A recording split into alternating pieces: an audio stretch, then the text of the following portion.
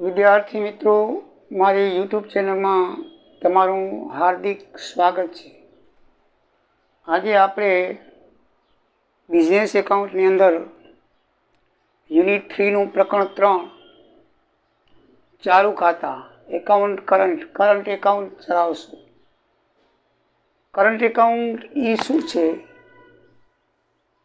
કે દાખલાની અંદર તમને કઈ બાબતો ધ્યાનમાં રાખવી, કઈ બાબતોની કેવી રીતે ગણતરી કરવી એની માહિતી તમને ઇન્ટ્રોડક્શનમાં હું આપું છું, તે બરાબર સમજજો। પહેલાં તો જોઈ લઈએ કે ચાલુ ખાતું કોને કહેવાય। ચાલુ ખાતું એવું એક પત્રક છે જે ઉધાર અને જમા એમ બંને બાજુ અમુક મુદત દરમિયાન બે પક્ષકારો વચ્ચે થયેલા વ્યવહારોની નોંધ દર્શાવે છે અને તેમાં નક્કી કરેલ દરે વ્યાજનો પણ સમાવેશ થયેલો હોય છે। દાખલા તરીકે બેંક કે પોસ્ટ ઓફિસની પાસબુક। આપણે પાસબુકની અંદર શું હોય છે, બેંકમાં પૈસા જમા કરાવ્યા અને બેંકમાંથી ઉપાડ્યા, બેંકમાંથી જમા કરાવ્યા, બેંકમાંથી ઉપાડ્યા, બરાબર છે। પાસબુક એ બેંકના વ્યવહારોની નકલ છે। તમારા વચ્ચે ને બેંકના વ્યવહારો વચ્ચે જે તમારા અને બેંક વચ્ચે જે વ્યવહારો થયેલા છે તેની નકલ છે। બસ એ જ નકલને ચાલુ ખાતું કહેવાય છે। આપણે કહીએ છીએ ને ચાલુ ખાતું, બેંકમાં ચાલુ ખાતું હોય, ચાલુ ગમે ત્યારે પૈસા ઉપાડો, ગમે ત્યારે જમા કરો, ચાલુ ખાતું કહેવાય। ફિક્સ ખાતામાં મુદત હોય, ભાઈ આ મુદત પછી જ ઉપડે ને કે ના ઉપડે। તો બેંકમાં તો ચાલુ ખાતાની પાસબુક મળે, પણ વ્યવહારે માલ લઈ ગયો હોય કોઈ ગ્રાહક આપણી પાસેથી, વેપારી પાસેથી, તો એનું એક પત્રક બનાવવામાં આવે છે। શું બનાવવામાં આવે છે? પત્રક બનાવવામાં આવે છે। એ ચાલુ ખાતું એવું એક પત્રક, ચાલુ ખાતાનો એક પત્રક બનાવવામાં આવે છે અને એ પત્રકમાં આપણે ગ્રાહકને જે પૈસા જે તારીખે આપેલા હોય અને એના તરફથી જે પૈસા આપણને મળેલા હોય એ બધો વ્યવહાર લખેલો હોય છે। પાસબુકમાં તો ખાલી પૈસાની વ્યવહાર હોય, જ્યારે આપણે દાખલા ગણવાના છે, જે માલ આપે છે, જે કિંમતનો કેટલો માલ આપે છે એ કિંમત લખેલી હોય છે અને પછી એને આપણને કોઈ માલ પરત કર્યો હોય, બરાબર છે, અને કેટલો વેચ્યો ને કેટલો લીધો, એટલે લેવડ દેવડ, માલની લેવડ દેવડની કિંમત જે હોય એની ગણતરી કરેલી હોય છે। મીન્સ કે એ વ્યવહારની નોંધ કરેલી હોય છે। એ વ્યવહારની નોંધ આપણે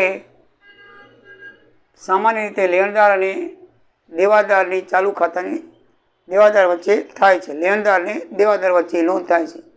કોણ કોને મોકલાવે? તો લેણદાર છે એ દેવાદારને મોકલાવે છે, વેપારી છે એ ગ્રાહકને મોકલાવે છે। ચાલુ ખાતાની નકલ કોણ કોને મોકલાવે? વેપારી છે એ ગ્રાહકને મોકલાવે છે। તેમાં શું હોય છે? તો બંને પક્ષકારો વચ્ચે નાણાકીય લેવડ દેવડ છે। કેટલો માલ લીધો, કેટલો માલ પરત આવ્યો, કેટલા માલના બદલામાં કેટલા પૈસા આપણે ચૂકવ્યા, એ માલના પૈસાની લેવડ દેવડ હોય છે। બેંકમાં આપણે તો રોકડ કેસની હોય છે, જ્યારે આમાં માલ વેચ્યો ને એની કેસની લેવડ દેવડ હોય છે। રકમ મોડી ચૂકવવા બદલ વ્યાજની ગણતરી કરેલી હોય છે। દાખલા તરીકે તમને 2 મહિનાની મુદતે માલ આપ્યો અને 2 મહિના પછી ન ચૂકવો તો એની અંદર મોડું વ્યાજ ચૂકવવું પડે છે। તમે બે મહિનાની મુદતે માલ લઈ ગયા હો અને પછી 3 મહિના પછી ચૂકવો, વેપારી તમારી પાસેથી દંડ એટલે કે વ્યાજ લે છે। તમે તમારી વચન પ્રમાણે પાલન કર્યું નથી તો તમારે દંડ ભોગવવો પડે। વ્યાજની ગણતરી કેવી રીતે કરવાની છે એ આ દાખલામાં શીખવવાનું છે। તમે મુદતથી બહાર જાઓ તો તમારે કેટલો દંડ ભોગવવો પડે, કેટલું વ્યાજ ભરવું પડે એ આ દાખલામાં શીખવાનું છે। ચાલુ ખાતાનો ઉતારો મોકલી લેણદાર દેવાદારને આડકત રીતે પૈસા જલ્દી ચૂકવો તેમ સૂચવે છે। આપણે 4 મહિનાની મુદત હોય એટલે 3 મહિને એ આપણને આંકડો મોકલાવી દે કે ભાઈ તમારે આટલા દેવાના થાય છે, તમે આટલો માલને અમારી પાસે લીધો ને આટલો તમે અમને આટલા પૈસા ચૂકવ્યા અને હવે આટલા બાકી છે, એમ એ નકલ બનાવીને મોકલાવે, એ ચાલુ ખાતું કહેવાય। અને એ ચાલુ ખાતાને નકલ મોકલ્યાનો અર્થ શું થાય કે હવે બાકી છે એ પૈસા આપી દો। આટકી રીતે આપણને સૂચવે છે કે ભાઈ હવે તમારી મુદત પૂરી થવા આવી છે, તમે પૈસા આપી દો એમ જણાવે છે। 4 મહિનાની મુદતે લેવડ દેવડ કરી હોય તો પછી વેપારી પૈસા આપવાનું, વેપારીને પૈસા આપવાનું ગ્રાહક નામ જ ન લેતો હોય, વેપારીને થાય કે આને ભાઈ હવે આપણે કેટલો માલ લેવડ થઈ મોકલી દઈએ, 3-4 મહિના થવા આવ્યા, પૈસો એ આવ્યો નથી, એટલે જેટલું લેવડ દેવડ હોય બધું કિંમત લખીને મોકલાવી દે અને કે ભાઈ તમારા આટલા બાકી છે, તો એ સમજી લેવું જોઈએ પછી ગ્રાહકે કે આ ચોખ્ખું નથી કહેતો પણ લેણદાર પૈસા હવે માંગે છે. એટલે કે આડકતરી રીતે એ પૈસા જલ્દી ચૂકવો તેમ સૂચવવા માંગે છે. કોણ? લેણદાર, વેપારી ગ્રાહકને. અહીંયા આપણે વેપારી એટલે લેણદાર અને ગ્રાહક એટલે દેવાદાર માનવાનું. બરાબર છે. આ ઈ છે વેપારી અને ગ્રાહક વચ્ચેનો દાખલો છે. એની અંદર પૈસા મોડા ચૂકવાય છે ને એ ચૂકવાની ગણતરી જ આ દાખલામાં છે. ચાલુ ખાતું એટલે કે તમે માલ દીધો અને એ માલના પૈસા આવ્યા અને ગયા, એમાં જેને એને લેટ ચૂકવ્યા, બરાબર છે, તો એ લેટ ચૂકવ્યા એનો તમને કેટલું વ્યાજ થાય ને કેટલી ગણતરી કરવાની, કેવી રીતે ગણતરી કરવાની એ આ દાખલાની અંદર છે. અને એ વ્યાજ સાથે તમારે રકમ પરત કરવી જોઈએ, ચૂકવવી જોઈએ. કોને? વેપારીને, લેણદારને. એની અંદર 3 પદ્ધતિ છે. એક વ્યક્તિગત રકમ પર પદ્ધતિ છે અને એક સર પદ્ધતિ કહેવામાં, એમાં 3 નામ છે એના. સર પદ્ધતિ, પેદાશ પદ્ધતિ ને ગુણાકાર પદ્ધતિ. એની ફરીએ એના 3 નામ પાડ્યા. સર પદ્ધતિ, પેદાશ પદ્ધતિ ને ગુણાકાર, 3 એક જ પદ્ધતિ કહેવાય. ગુણાકાર પદ્ધતિ કહો તો ભલે, સર પદ્ધતિ કહો તો ભલે, અને પેદાશ પદ્ધતિ પ્રોડક્ટ પદ્ધતિ કહો તો ભલે. અને ત્રીજી છે એપોક અથવા બેકવર્ડ. એપોક અથવા બેકવર્ડ પદ્ધતિ છે. આ 3 પદ્ધતિથી આપણે દાખલા શીખશું. જો કોઈ પદ્ધતિનું નામ ન આપેલું હોય તો ગમે તે પદ્ધતિથી તમે દાખલો ગણી શકો છો, અથવા તો તમને નામ આપેલું હોય કે આ પદ્ધતિથી દાખલો ગણવાનો તો તમારે એ જ પદ્ધતિ દાખલો ગણવો પડે. એટલું ધ્યાનમાં રાખવાનું. હવે દાખલા ગણતી વખતે શું બાબત ધ્યાનમાં રાખવી? તો વ્યવહારની તારીખથી ચાલુ ખાતાની તારીખથી દિવસો ગણવા. આમાં એમ હોય છે કે ટ્રાન્ઝેક્શન જે તારીખે થયું હોય, દાખલા તરીકે 10/12 તમારું ટ્રાન્ઝેક્શન થયું હોય અને આપણે 10/12 બદલે વચ્ચેની તારીખ લઈ 10/6 કે 10/6 તમારું ટ્રાન્ઝેક્શન થયું હોય અને તમારું ચાલુ ખાતું 31/12 બનાવવાનું છે, તો 10/6 થી 31/12 સુધીના ગણવાના દિવસ. એમાં 10 તારીખના દિવસ નહીં ગણવાના. 6થો મહિનો 30 એટલે 20 જ દિવસ ગણવાના. સમજી લો બરાબર દિવસ ગણવાની રીત. ટ્રાન્ઝેક્શનની તારીખ છે ને એ ગણવાની નથી. એટલા દિવસો એ મહિનામાંથી બાદ કરવાના. દાખલા તરીકે 10/6નું ટ્રાન્ઝેક્શન હોય તો 10 તારીખ નહીં લેખવાની, 30 દિવસ છે એમાંથી 10 દિવસ બાદ કરો એટલે 20 દિવસ એ મહિનાના લેખવાના. અને ઓમાં 31/12 એટલે પૂરેપૂરા 31 લેખવાના. ચાલુ ખાતું જે તારીખે બનતું હોય 30/6 કે 31/12 જે તારીખે બનતું હોય એ તારીખ પૂરેપૂરી લેવાની. એટલે કે શરૂઆતની તારીખ નહીં લેવાની, એન્ડની તારીખ લેવાની. એ બરાબર ધ્યાનમાં રાખવાનું. પણ ખાતામાં જો શરૂઆતની બાકી આપેલી હોય તો શરૂઆતની તારીખ લેવાની, પહેલીએ લેવાની. તો તમને 10માં 10 લેવાની. 10/6 હોય ને તો તમારે 10 પણ લેવી પડે. એટલે 21 દિવસ લેખવાના જૂનના. એમ લખ્યું કે શરૂઆતની બાકી, તો શરૂઆતની બાકી આપેલી હોય તો આપણે એ દિવસની ગણતરી કરવાની. પણ શરૂઆતની બાકી ન આપેલી હોય તો ટ્રાન્ઝેક્શન દિવસ નહીં લેવાનો. બરાબર છે? ટ્રાન્ઝેક્શન દિવસ નહીં લેવાનો, લેવડ દિવસનો દિવસ નહીં લેવાનો. 10 તારીખ છે તો 20 દિવસ લેવાના. પણ શરૂઆતની બાકી આપેલી તો 21 દિવસ લેવાના, 10 તારીખ ગણવાની. સમજાઈ ગયું? દિવસની દાખલા ગણશો એટલે તમને વધારે ખ્યાલ આવશે. દિવસો ગણતા વ્યવહારની કે પાક્યા તારીખ ધ્યાનમાં લેવી નહીં, ચાલુ ખાતાની ધ્યાનમાં લેવી. હવે દિવસો એ તો આપણે થઈ ગયું હમણાં. દિવસો ગણતા પહેલાં આપણે વ્યવહારની તારીખ નહીં લેવાની. બરાબર? કોની તારીખ ધ્યાનમાં લેવાની? ચાલુ ખાતાની ધ્યાનમાં લેવાની. અને ઊંડી હોય તો છૂટના 3 દિવસ ઉમેરીને પછી દિવસો ગણવા. દાખલા તરીકે 10 તારીખના ઊંડી પાકતી હોય તો 13 તારીખ દિવસ ગણવાના. 10 દિવસ છૂટના ઉમેરીને પછી ગણવાના. વ્યવહારની શાખની મુદત આપીએ તો વ્યવહારની તારીખ કેટલા મહિના ઉમેરવી. એટલે કે માલ ઉધારે લઈ ગયો, 10/6 ઉધાર લઈ ગયો, 2 મહિનાની શાખ હોય તો 10/8 એની મુદત થાય. કેટલી થાય એમાં એને ઉમેરી નાખવાની. 2 મહિના શું કરવાના? ઉમેરી નાખવાના. અને પછી આપણે ગણતરી કરવાની. એટલે કે ઉધાર, શાખ એટલે ઉધાર.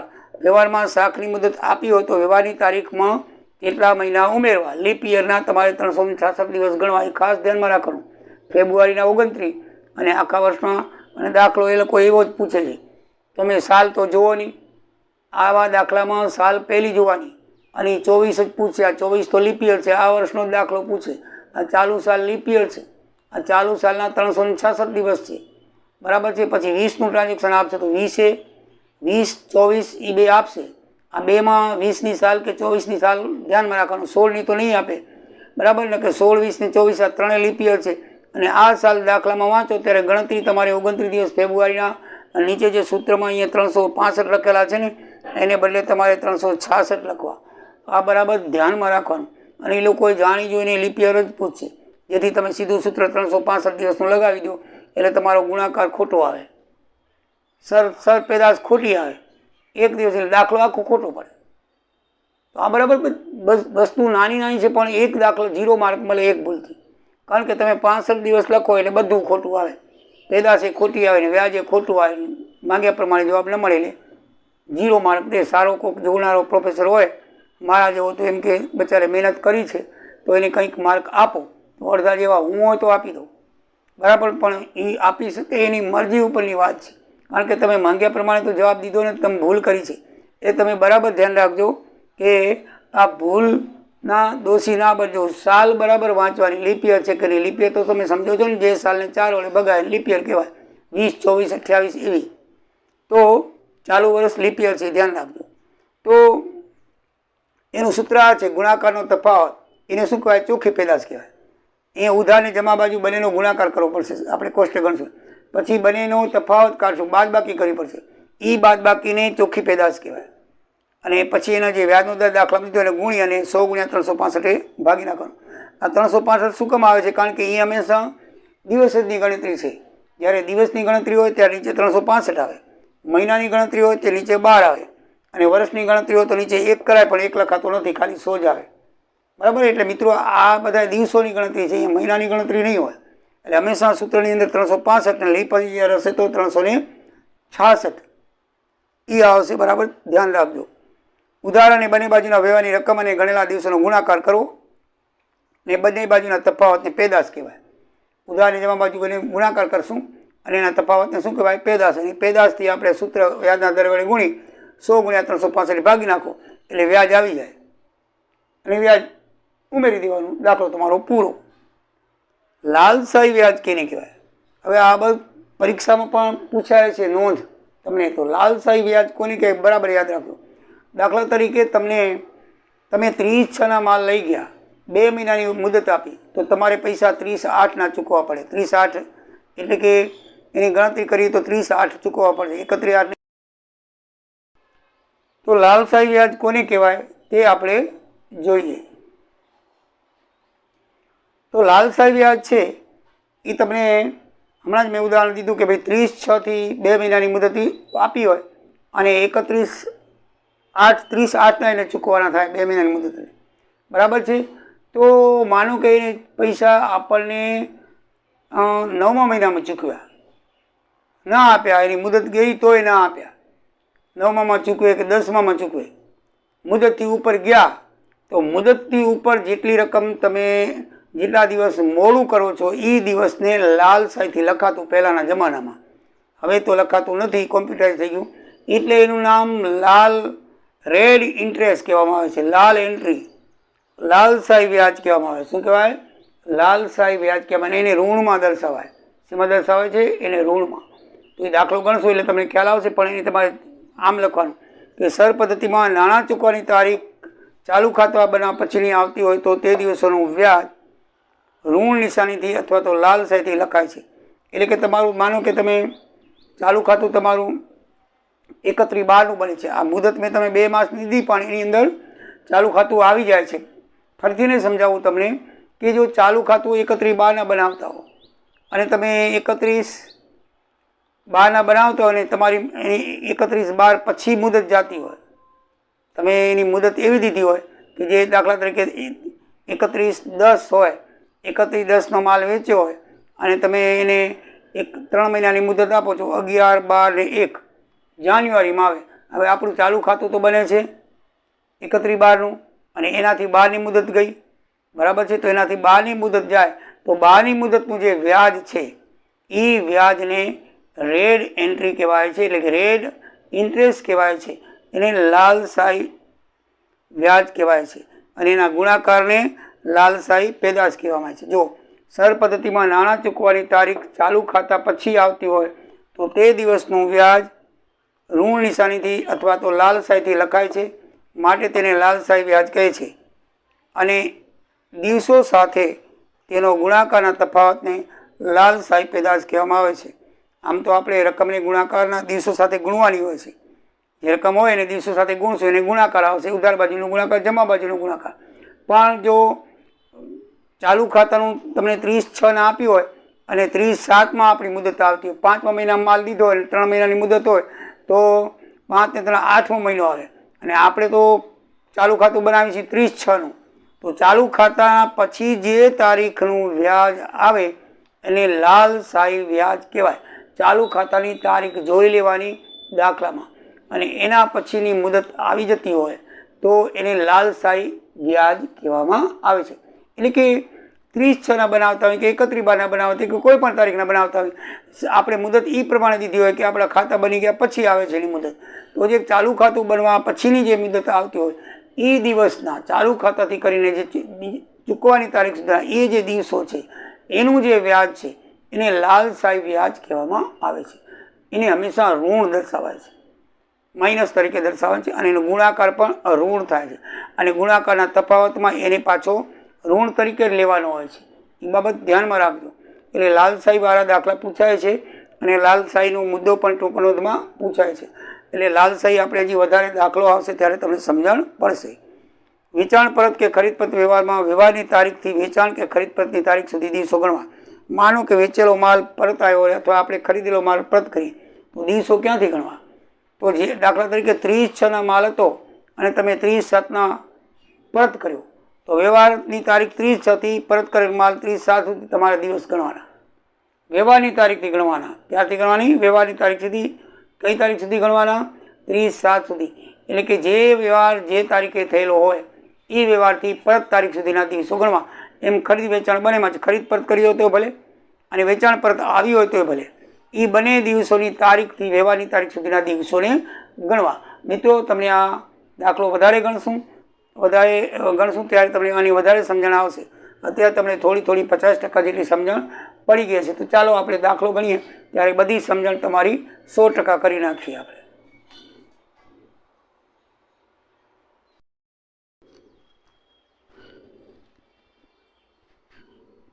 મિત્રો, ઉદાહરણ નંબર 1 આપણે જોઈએ તો 2 પદ્ધતિથી ગણેલું છે. એક વ્યક્તિગત પદ્ધતિથી અને ચોખ્ખી પેદાશ પદ્ધતિ સર પદ્ધતિથી. પછી આપણે એપોક પદ્ધતિ જોઈશું. ત્રણેય રીતના આપણે દાખલા જોઈ લઈએ. એ જે રીત તમને ફાવે તે તમને કરી શકો છો. આમ બધી રીત સરસ જ છે અને બધી સરળ જ છે, કાંઈ કરવાનું નથી. એકદમ ગુણાકાર કરવાના છે તે તમને કેલ્ક્યુલેટર છે એટલે એકદમ ઇઝી પડી જશે. બરાબર છે. ચાલો આપણે દાખલો ગણીએ. આની અંદર તમારે 12 ખાના કરવાના હોય, 6 ઉધારના 6 જમાના. આ છે ઉધાર બાજુ અને એક છે જમા બાજુ. 6 ખાના ઉધાર બાજુ, 1 2 3 4 5 6. પછી વળી આ તારીખ આવી, આ ધ્યાન રાખજો આટલા. અહીંથી ખાતું અલગ પડે અને આ છે જમા બાજુ. બરાબર? અહીંથી ખાતું ઉધાર જમા અલગ પડશે. એટલે મીન્સ કે આ થશે ઉધાર સાઈડ અને આ થશે જમા સાઈડ. તો ઉધાર બાજુ વેચાણ કરેલું છે અને જમા બાજુ રોકડા આવ્યા તે લખેલું છે. વેચાણ ઉધાર બાજુ લખવાનું, બરાબર છે, અને રોકડ આવે તે જમા બાજુ લખવાની છે. બરાબર? આ દાખલાની રકમ જ છે. 11 તારીખે વેચાણ કર્યું 1020 રૂપિયા, 20 તારીખે વેચાણ કર્યું 650 રૂપિયા અને 7 તારીખે વેચાણ કર્યું 700 રૂપિયા. આ દાખલાની રકમ જ છે. મિત્રો, કોઠો આપેલો છે, બરાબર ને, અને એની સામે પૈસા આવ્યા છે 15/10 500 રૂપિયા, 8/12 1000 રૂપિયા. બસ આ એની રકમ છે, બીજું કાંઈ છે એની રકમ મેં અલગ લખી નથી. છતાં તમારે જોવી હોય તો પાના નંબર 144 પર જોઈ લેજો. આ રકમ 5 જ લખેલા છે.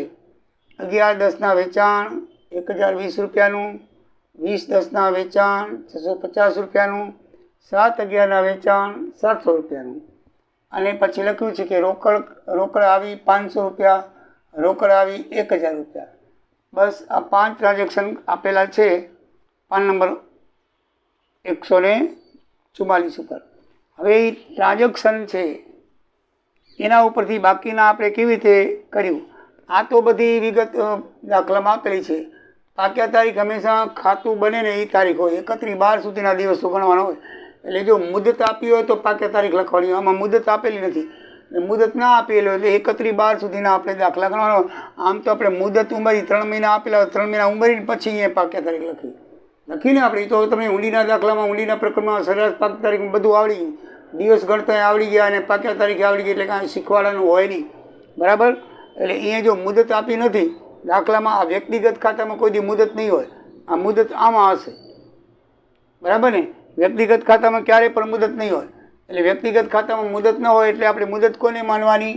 31/12 સુધીના દિવસ ગણવાના. એટલે બધામાં 31/12 31/12 આવે. આમાં દરેક ટ્રાન્ઝેક્શનના અલગ અલગ વ્યાજ ગણવું પડશે. વ્યક્તિગત એટલે કે ટ્રાન્ઝેક્શન દીઠ એક ટ્રાન્ઝેક્શન દીઠ વ્યાજ અલગ ગણવાનું. બીજું આમાં કાંઈ છે જ નહીં. એક ટ્રાન્ઝેક્શન દીઠ વ્યાજ શું કરવાનું? અલગ અલગ ગણવાનું. આમાં અલગ નહીં, આમાં ભેગું આવે છે. બસ એ જ પદ્ધતિમાં ફરક છે. આમાં જુઓ, એક ટ્રાન્ઝેક્શન છે એનું વ્યાજ 23, બીજા ટ્રાન્ઝેક્શનનું 13, ત્રીજા ટ્રાન્ઝેક્શનનું 10. એવી રીતે દરેક વ્યવહારનું અલગ અલગ PRN છેદમાં 100/365 સૂત્રથી કરવાનું છે. આમાં આ સૂત્ર લાગુ પડશે વ્યક્તિગતમાં, અને સર પદ્ધતિમાં આ સૂત્ર લાગુ પડશે. મૂળ તો બે છે એક જ. આ પેદાશને P કરો, R એટલે વ્યાજનો દર કરો, અને N એટલે એક જ દિવસનું શોધવાનું હોય છે. એટલે એકડો લખાતો નથી, બાકી 100/365. આમાં ને આમાં કાંઈ ફરક નથી. એ જ વ્યાજ છે. PRN છેદમાં અહીંયા શું છે? દિવસો N ને બદલે 81 આવશે, એકવાર 72 આવશે, એકવાર 54 આવશે. જ્યારે સર પદ્ધતિમાં ગુણાકાર કરેલો હોય છે ને, એક જ દિવસનું વ્યાજ શોધવાનું છે. એટલે ગુણ્યા 1 કરવો તો કરી શકાતો, પણ 1 લખાતો નથી. એટલે પેદાશ ગુણ્યા દર ભાગ્યા 100/365. આ PRN છેદમાં એ જ સૂત્ર છે. બંને સૂત્ર છે એક જ, ફરક નથી. બરાબર છે. આની અંદર શું છે? એક ટ્રાન્ઝેક્શનનું અલગ અલગ વ્યાજ ગણવાનું છે. આમાં બધા ભેગા ટ્રાન્ઝેક્શનનું વ્યાજ એક જ વાર ગણવાનું છે. સમજાઈ ગયા? એ જ આ પદ્ધતિમાં ફરક છે. ચલો આપણે ગણીએ. દિવસો ગણતા તમને આવડે છે? જુઓ, 31/12 પાકે. હવે 11/10 થી 31/12 એટલે કેટલા દિવસ થાય? 81. ખબર પડી 81 કેમ થાય? 11/10 એટલે 30, 31 મહિનો એટલે 21 દિવસ છે ના, 30 દિવસ ગણી દઉં. હાલો, વળી તમને તકલીફ પડે. આપણે ઊંડીમાં ગણી ગયા છીએ. બરાબર ને. દિવસો 81 કેવી રીતે આવ્યા? તો 10મા મહિનો 31નો એટલે 11 બાદ કરીએ એટલે કેટલા આવશે? 20.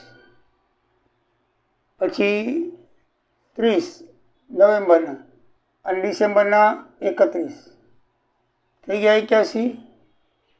બરાબર. પછી આવશે 81 દિવસ લખ્યા મિત્રો. 20 10 થી 31 એટલે 10માના આવશે 11, 31માંથી 20 બાદ કરો 11, નવેમ્બરના 30, ડિસેમ્બરના 31. કેટલા આવ્યા મિત્રો? 72. લખ્યા 72. દિવસો ગણવામાં તો તમને વાંધો નથી. હવે અહીં બીજા 7 11 એટલે 11 મહિનો 300 એટલે 23 અને 31 54 થઈ ગયા 54 દિવસ. બરાબર ને. 7 11 થી 31/12 સુધી ગણવાના. દિવસો ગણતા તો હવે તમને આવડશે, એટલે મારે શીખવાડવાનું હોય નહીં, છતાં મેં તમને ગણાવી દીધા. બરાબર ને. એટલે વ્યક્તિગત ખાતામાં કોઈ દિવસ તમને મુદત આપેલી હશે નહીં. વ્યક્તિગત ખાતામાં હંમેશા વ્યવહારની તારીખથી જે ખાતું ચાલુ ખાતું બનતું હોય એ તારીખ સુધીના દિવસો ગણવાના, અને દરેકના અલગ અલગ ઇન્ટરેસ્ટ ગણવાનો. હવે તમારે આ સૂત્ર કરો. PRN છેદમાં 100/365. P એટલે 10 20 એટલે 1020. આ રીતે મિત્રો 1020 ગુણ્યા R એટલે 10% અને N એટલે દિવસો 81 અને ભાગ્યા 365 ગુણ્યા 100. આ રીતે કરશો એટલે તમારું વ્યાજ 22.83 આવશે. એટલે 50થી ઉપર આવશે. એટલે આપણે 23 દિવસ લઈ લીધું છે. 0.50થી ઉપર આવે એટલે રાઉન્ડ ફિગરમાં લઈ લેવાના. બધા આ રીતે કરવાના. બરાબર છે. એવી જ રીતે પછી તમે 650નું વ્યાજ શોધો. અહીંયા 650 લખી નાખવાના અને દિવસ લખવાના 72. દિવસ કેટલા લખવાના? 72. તો એનું વ્યાજ આવશે 12 સમથિંગ દિવસો આવશે. તો 12 સમથિંગ રૂપિયા 13 લેવાનું. રાઉન્ડ ફિગરમાં 13 લઈ લેવાનું. બરાબર છે. કેલ્ક્યુલેટરથી કરી લેજો. એ તો તમને કેલ્ક્યુલેટર આપવાના છે. પછી ત્રીજાનું ગણો એટલે 700 ગુણ્યા 10 ગુણ્યા 54 લેવાના. કેટલા લેવાના? 54. તો મિત્રો 10 રૂપિયા વ્યાજ આવશે. તો આ રીતે PRN છેદમાં 100 ગુણ્યા 365ના સૂત્રથી તમે એક એક ટ્રાન્ઝેક્શનનું અલગ અલગ વ્યાજ ગણો અને એ વ્યાજનું મારો ટોટલ. બરાબર. એવી રીતે અહીંયા પણ એક એક ટ્રાન્ઝેક્શન અલગ 500 રૂપિયાનું લેખવાનું. અહીંયા કેટલા આવશે? 500. કેટલા આવશે? 500 ગુણ્યા અહીંયા આવશે 77. દિવસ કેટલા? 77. તો કેટલા દિવસ આવશે? એનું વ્યાજ આવશે 11 રૂપિયા. કેટલું આવશે? 11 રૂપિયા. 11 રૂપિયા આવશે. પછી તમારે 1000 રૂપિયા લેખવાના. કેટલા લેખવાના? 1000 ગુણ્યા 23 દિવસ છે. તો આ રીતે મિત્રો 1000 ગુણ્યા 10 ગુણ્યા 23 ભાગ્યા 365 માથે 2 મીંડા. તો એનું 6 રૂપિયા વ્યાજ આવશે. ગણશો એટલે કેલ્ક્યુલેટરથી ઉડાડજો, 6 રૂપિયા વ્યાજ આવશે. એટલે વ્યાજની ગણતરી કઈ રીતે થઈ તમને ખબર પડી ને? PRN છેદમાં 100 પ્રમાણે તમારે વ્યાજની ગણતરી એક એક ટ્રાન્ઝેક્શનની અલગ અલગ ગણવાની છે. બસ પછી તો કાંઈ નહીં. આ બાજુ વ્યાજ જે બાજુ વધારે ટોટલ હોય, આ બાજુ તમે ટોટલ મારો 46, તો આ બાજુ તમે 46 મારશો તો 29 ખૂટશે. તો વ્યાજનો તફાવત બરાબર કેટલો આવ્યો? 29. કેટલો આવ્યો? 29 વ્યાજનો તફાવત આવ્યો. હવે તમારે એ વ્યાજ છે ને આ બાજુ ઉમેરી દેવાનું.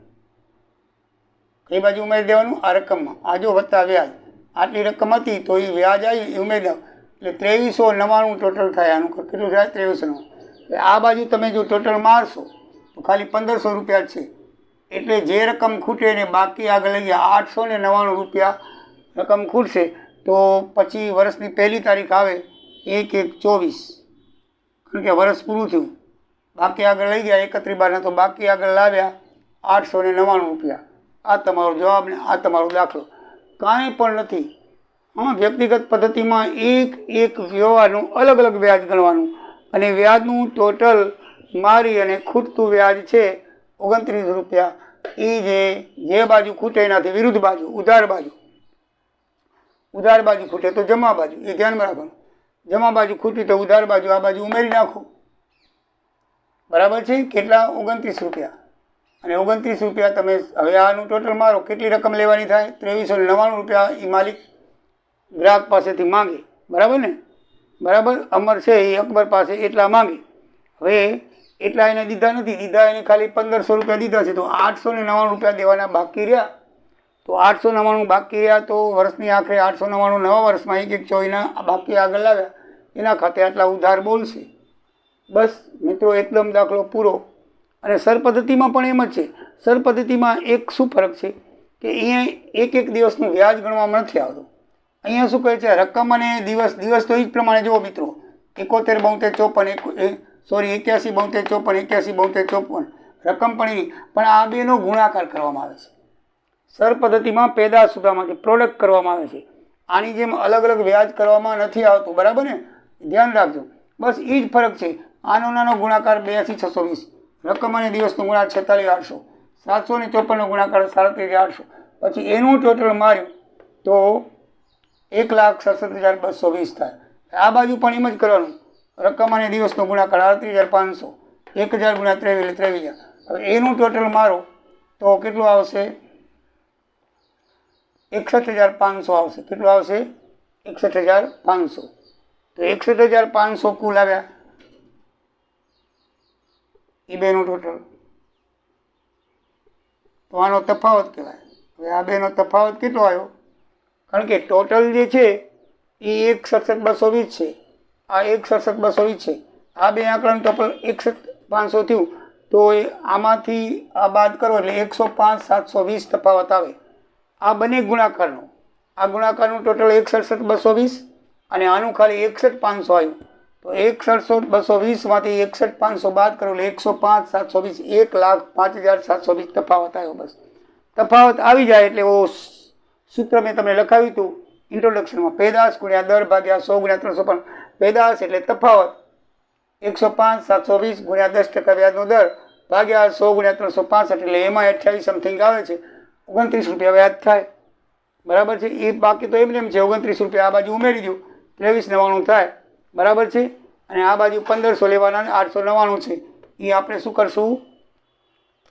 બાકી આગળ લઈ ગયા. બરાબર ને? 23,99 થાય એટલે બાકી આગળ લઈ ગયા. તો બાકી આગળ લઈ ગયા 899 અને બાકી આગળ લાવ્યા 899. મિત્રો દાખલામાં કાંઈ છે નહીં, એકદમ ઇઝી અને સરળ ચાલુ ખાતાના દાખલા છે, તમને આવડી. હવે એપક પદ્ધતિ પણ આવીને આવી છે, આમ જ છે, આ રીતે જ છે, જરાય ફરક નહીં, થોડોક ફરક છે, તમને કાલે કરાવું નેક્સ્ટ વિડીયોમાં, બરાબર? એટલે તમે બરાબર સમજી લ્યો, બધા દાખલા આમને આમ જ છે. જો વ્યક્તિગત શોધવાનું તો એક એક ટ્રાન્ઝેક્શનનું અલગ અલગ વ્યાજ સુધી સરવાળો કરવાનો, અને સર પદ્ધતિ કરવાનું તો એક દિવસનું નહીં, ગુણાકાર કરીને બધા દિવસનું અને એક દિવસનું શોધવાનું. અહીંયા મિત્રો એક દિવસ છે, લખાતો નથી, એ ગુણ્યા એક દિવસ છે. અહીંયા એક જ દિવસનું શોધવાનું. કેટલા દિવસનું? એક જ દિવસનું શોધવાનું, અને એક દિવસ લખાતો નથી, લખવાની જરૂર નથી, પણ તમને ખ્યાલ આવે એક જ દિવસનું શોધવાનું હોય છે. એટલે આ રીતે 29 રૂપિયા વ્યાજ આવે, અને બાકી તો જેમ પહેલી પદ્ધતિમાં હતું એ ખૂટતી રકમ બાકી આગળ આવ્યા તેમ થાય છે. તો મિત્રો બંને પદ્ધતિ તમને બરાબર સમજાઈ ગઈ હશે. વ્યાપક પદ્ધતિ અને પછી 2-3 દાખલા લઈ, બહુ ઓછા દાખલાઓ છે, અને પણ બે વિડીયોમાં આ પ્રકરણ પણ આપણે પૂરું કરશું. બહુ સહેલા દાખલા છે, તમે ગણજો, આમાં ક્યાંય અઘરા જેવું છે જ નહીં. આ તમે ઊંડીના દાખલા ગણ્યા એવા જ દાખલા છે. હા, ઊંડીમાં દિવસો શોધીને વ્યાજ સાથે ગુણાકાર કરો, તફાવત હોય પછી મૂડીમાં ઉમેરી દો, 899 તૂટે એને જો, એકદમ ઇઝી ને સરળ. તો મિત્રો આવજો, બરાબર છે, સબસ્ક્રાઈબ કરજો. જય સિયારામ, જય દ્વારિકાધીશ.